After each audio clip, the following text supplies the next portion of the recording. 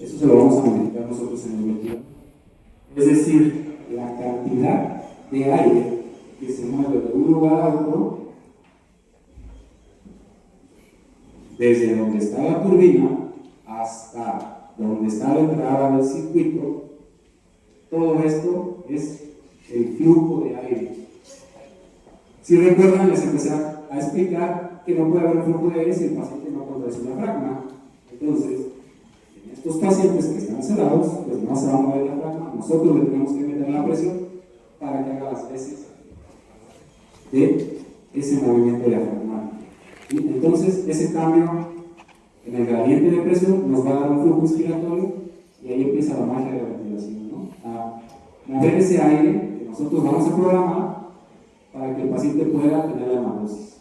Si ustedes ven aquí, al personal de enfermería, esto que se ve azul, de donde sale aquí el circuito, ¿cuál sería? ¿La válvula inspiratoria o expiratoria? Inspiratoria, muy bien.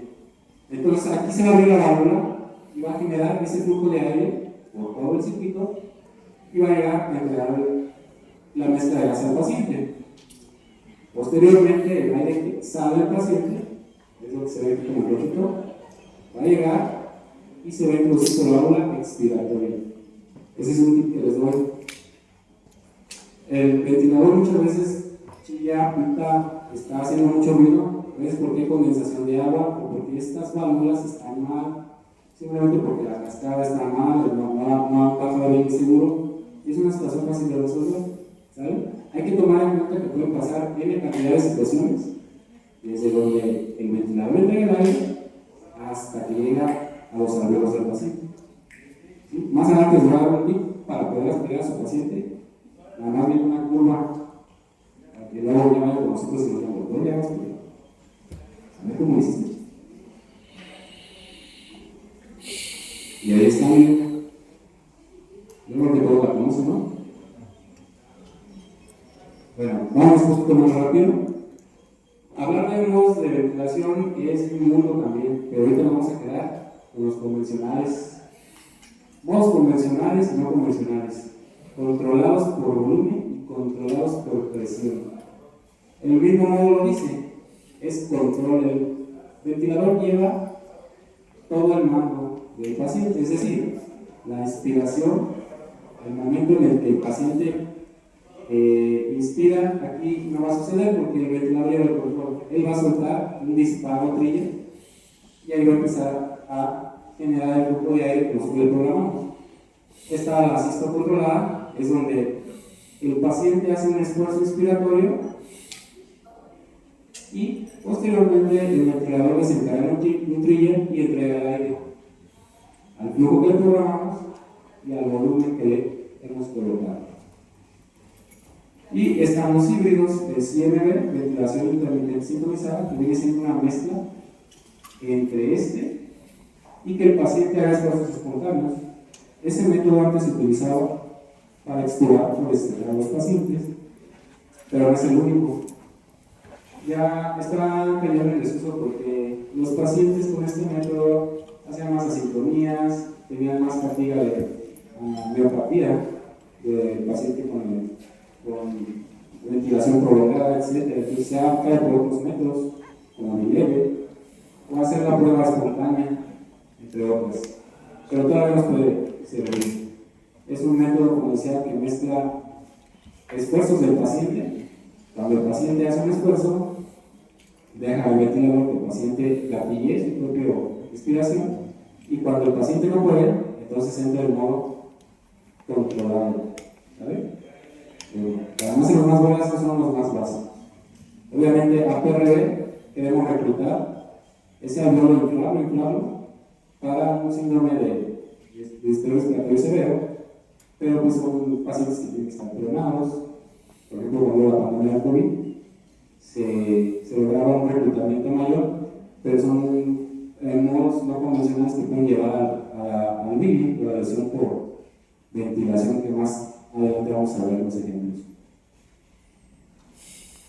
Y lo que les decía, modos de ventilación controlada por volumen. ¿Qué se necesita? Que los pacientes no tienen un esfuerzo respiratorio espontáneo o están parados localizados. ¿Sí? Pongan atención ahí. El paciente tiene que estar bien sedado, si no, no es el método ideal. Ventajas, le podemos dar un soporte vital total. Hace rato mencionábamos el ejemplo del paciente con TCE y que tiene una hemorragia.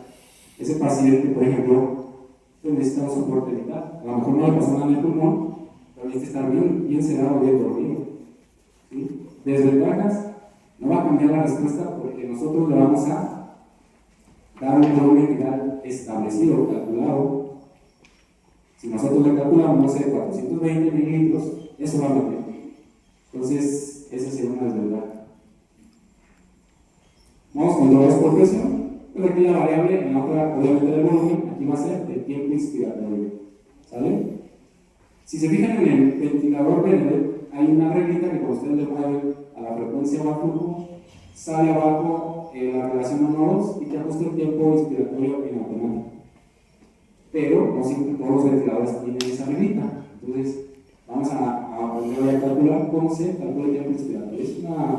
Es una división de 3 factores, muy fácil, y ustedes lo pueden hacer. Solo tienen una calculadora. ¿Sale? Entonces, ventajas.